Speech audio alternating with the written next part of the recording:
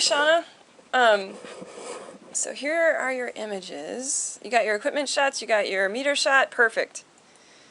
So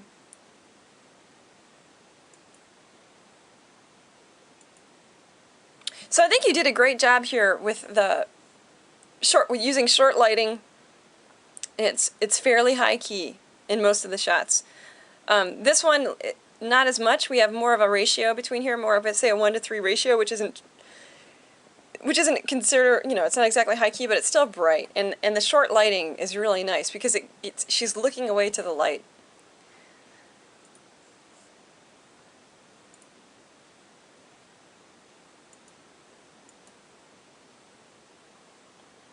So you only have one comment here from Glenn, and Glenn is like, "Hey, I'm not the instructor, but I really think that you need to get a bigger space to shoot in." And your instructor agrees with Glenn. I think you do, because here's why. These have great potential. These images, but there's two things that are repeating themselves in every image. The one that's more concerning is that the background's crisply in focus. And if you've listened to any of their feedback I've given people, you might have heard me say to them, hey, it's really important for you to get the background out of the depth of field of your shoot. The reasons for this are twofold. One, if the background is further away from your model, say like a good 3 feet at least from your model, she's not right on top of it, but it's 3 feet or more away from her, then you can use depth of field as a tool to have your model in fine focus, and then the background is slightly out of focus so that the scene isn't so distracting.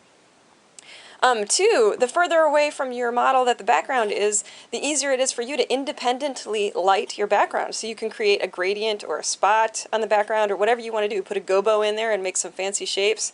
And then you can have that not have any sort of effect in regard to lighting on your model if you have it far enough away. So here, you know, one thing, the most distracting thing that I'm seeing is all the wrinkles in the cloth that you're using. It just takes away from your gorgeous model. It really does.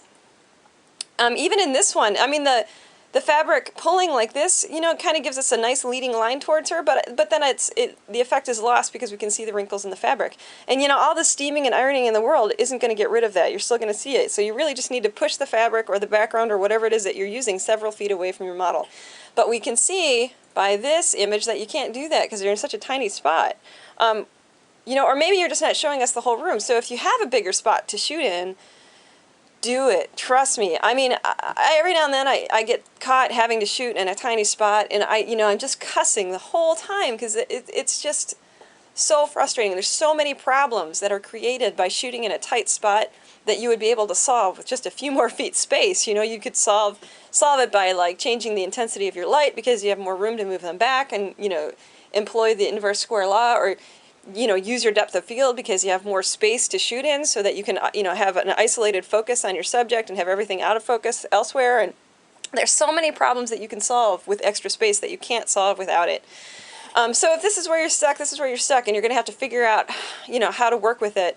But if there's any way that you can shoot in a bigger spot, you know, do it for yourself. You'll have a nicer time, frankly. You'll just have a nicer time. And I don't know what the weather is where you're at, but if it's nice enough to shoot outside, you know, like find an electric source outside and just move your lights and whatever you're doing outside, and you'll find out how much nicer it is. You know, really, really, really, really. And something that, you know, it can work is just shooting in a garage or even like a storage unit if you can manage it, or if you know anybody that's got one. Anyways, that being said, the other thing that's happening is I feel how scrunched she is. You know, I can tell that she's trying really hard to fit into this tiny space because this is all the background that she has, so she can't spread out. So in every shot, she's a little bit folded and condensed, you know. This one, the least, but like that's it. But then we've kind of got her body sort of cut off in a strange way right there. So yeah, bigger space to shoot in.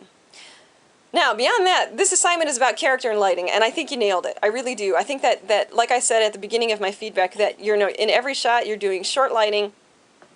You know, you're lighting the part of her face away from the camera more intensely with your key light. Everything else is fill. And then maybe not this one so much because she's looking directly at the camera, so it's hard for us to tell. But I think it's working really well. And compositionally, this is an astounding photograph. I mean, minus all of the irritating stuff with the wrinkles in the background, the way that you've placed her in the screen with this extra negative space and her looking off in this direction is really nice. And like there's a psychological narrative to this for me, because whenever I have a big negative space that the subject is facing away from, this to me is their thinking space. This is everything that's running through their mind. And then this is what they're looking at over here. I think this is a really well composed image, minus this awkward intersection right down there. And then this one, I feel like she's just trying to fit into the scene, you know? It's just kind of feel like, oh, you can't fit in there. And then this is kind of nice too. Like there's a psychological effect that we get when we're looking down onto our subject. You know, that subject then is sort of submissive to us, you know, which can feel really nice and peaceful to look at, because you know, you're not worried about this person insulting you or anything. Like, this is somebody who's listening to you. You know, this is somebody who is, you know, giving you whatever it is that you require at this moment. This is like a giving position. So this can be really, really peaceful to look at. At other times, you know, in portraiture, we want the subject to be looking down at us, you know, because they're some sort of authoritarian figure or whatever. So there's a much different feel here, and I think in this case, you know, if this is your carefree subject, that this works, because she's so carefree. She's like, hey, what's going on, you know, and she's not looking down on you. She's looking up at you, and she's inquiring, and so I think that works really well. All right, thank you, Roshana. I'll see you in the next assignment.